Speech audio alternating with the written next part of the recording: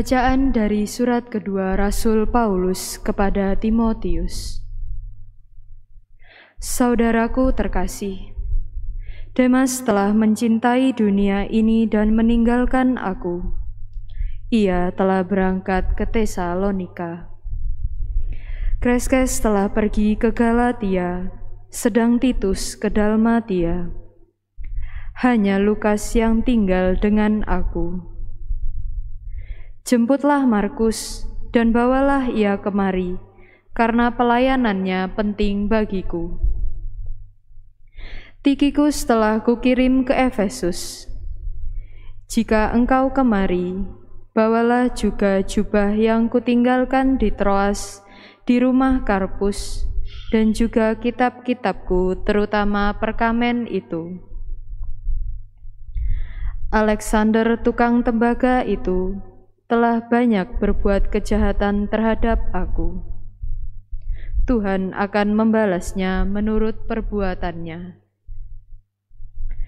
Hendaklah engkau juga waspada terhadap dia, karena dia sangat menentang ajaran kita.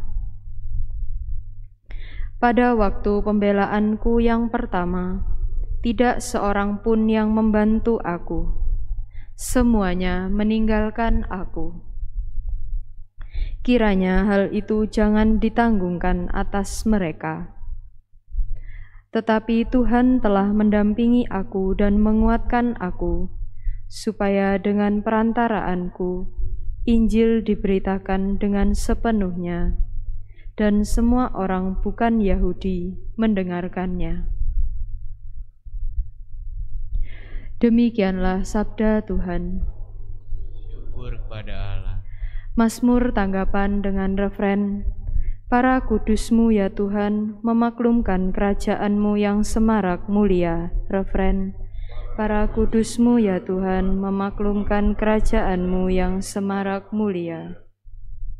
Segala yang Kau jadikan akan bersyukur kepada-Mu ya Tuhan, dan orang-orang yang Kau kasihi akan memuji Engkau. Mereka akan mengumumkan kemuliaan kerajaan-Mu, dan akan membicarakan keperkasaan-Mu. Refren, para kudus-Mu ya Tuhan, memaklumkan kerajaan-Mu yang semarak mulia. Mereka memberitahukan keperkasaan-Mu kepada anak-anak manusia, dan memaklumkan kerajaan-Mu yang semarak mulia. Kerajaan-Mu ialah kerajaan abadi, pemerintahan-Mu lestari melalui segala keturunan. Refren, para kudus-Mu ya Tuhan, memaklumkan kerajaan-Mu yang semarak mulia.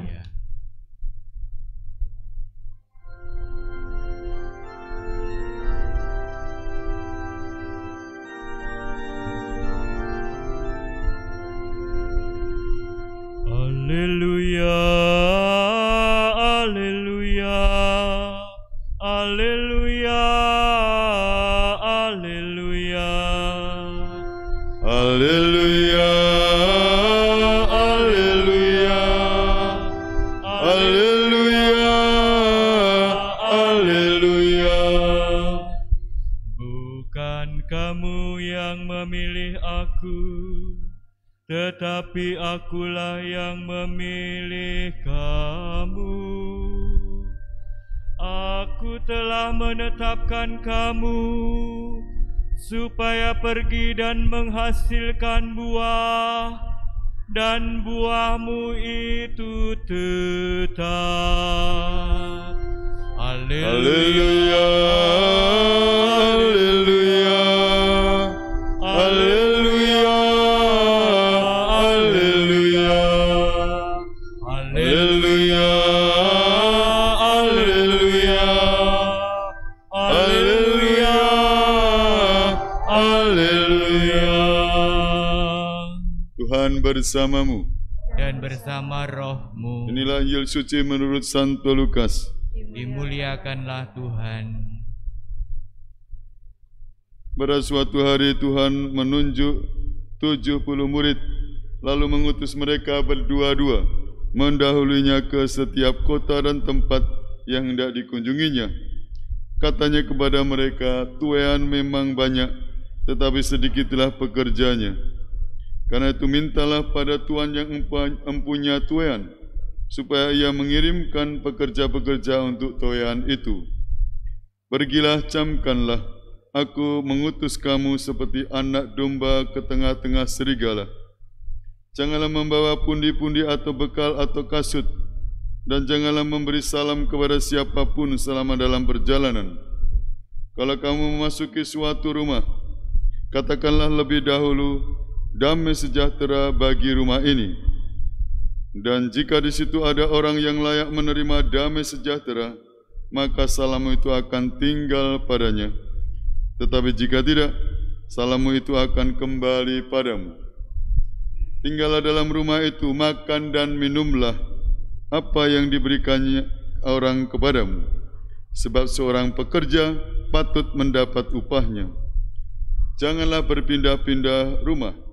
Jika kamu masuk ke dalam sebuah kota dan kamu diterima di situ, makanlah apa yang dihidangkan kepadamu, dan sembuhkanlah orang-orang sakit yang ada di situ, dan katakanlah kepada mereka, kerajaan Allah sudah dekat padamu. Demikianlah sabda Tuhan. Terpujilah Kristus.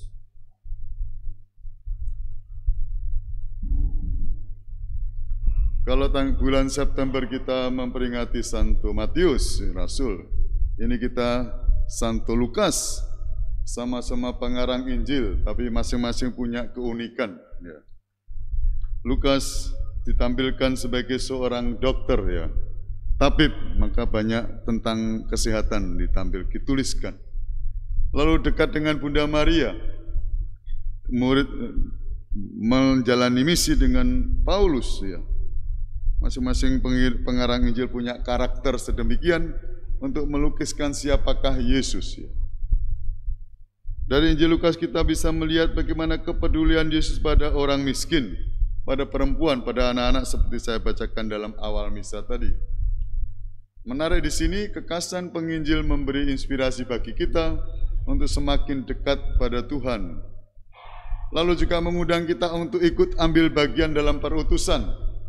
Menarik dalam Injil tadi, Yesus mengutus murid-muridnya, lalu dengan kalimat yang menantang kita, tuaian memang banyak, tetapi sedikitlah pekerjanya.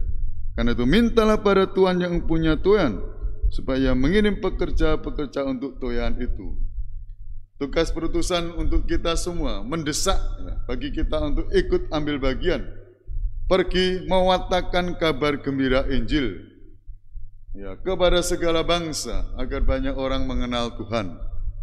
Maka pada pesta Santo Lukas ini mari kita mohon rahmat agar kita diberi semangat untuk pergi mewartakan kabar sukacita Injil.